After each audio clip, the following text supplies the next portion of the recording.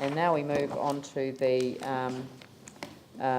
meeting of the 21st of July, and we have a changed recommendation here on the recommendation from staff. So Glenn would like to move that, and David would like to second that. Yes? If I may Yep. highlight, I have shown David this. This is another citywide issue, in my view. Simply the fact that we, I think, need a coordinated, integrated, joined-up approach in our neighbourhoods with reinstatement of curb channel facilities, etc. We have skirt moving across the city from east to west, but enables going west to east. And in many cases, we're getting multiple digs, where I think arguably you could just have one dig. So newly sealed footpaths, etc. are being dug up. Woodchester Street's a good example, I think, where you could have an integrated approach with, you can see all the agencies up there. So I've talked about this with Phil, and we think if the Environment Committee takes the lead. I think the wording probably isn't quite right. So that staff refer the item in 3.2 to the Environmental Committee in order to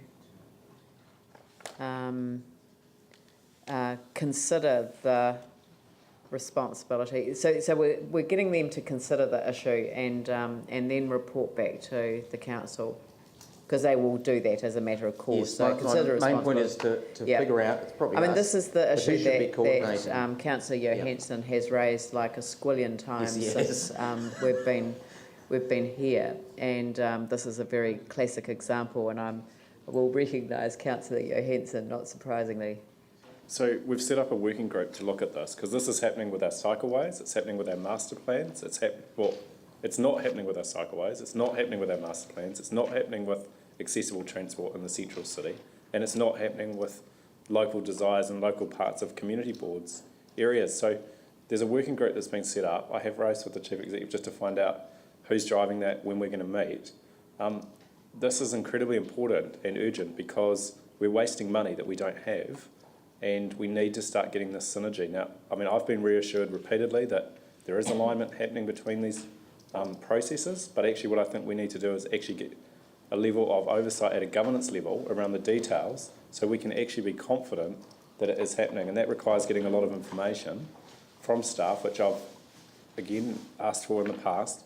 We need to start thinking holistically about our rebuild, and so I really just want to pass on to the Chief Executive, this really has to be a top priority, and I know our community board has repeatedly raised where it's already, the opportunity's gone already because the curb and channel's been built back as it was, where we want to do cycle lanes, where we want to do coastal pathways, where we want to do other things. So I don't mind this going to the Environment Committee, but I think there's probably, that working group needs to get together with and start getting some firm recommendations. I mean, we almost need a task force on it. It's that serious, and the waste of money that's happening is just unbelievable. So we need, I don't know what more I can say than that, but this has been going on for at least a year since this council's been elected. I've been raising it, and we haven't seen any change really that I can tell.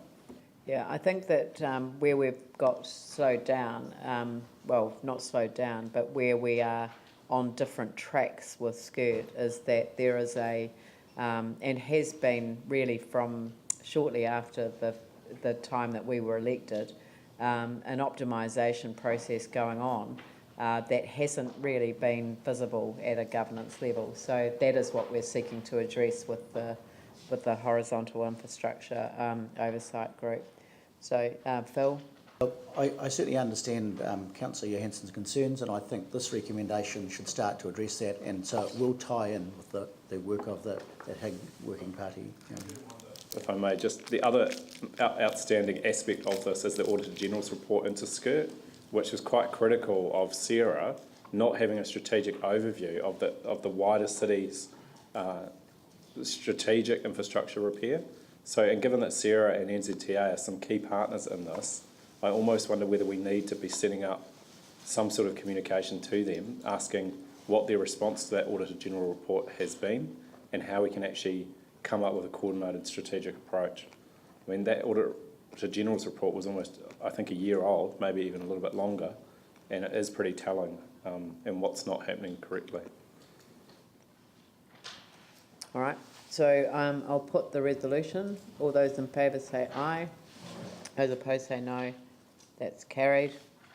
And that covers the whole of the report. So thank you, Andrea. Thank you.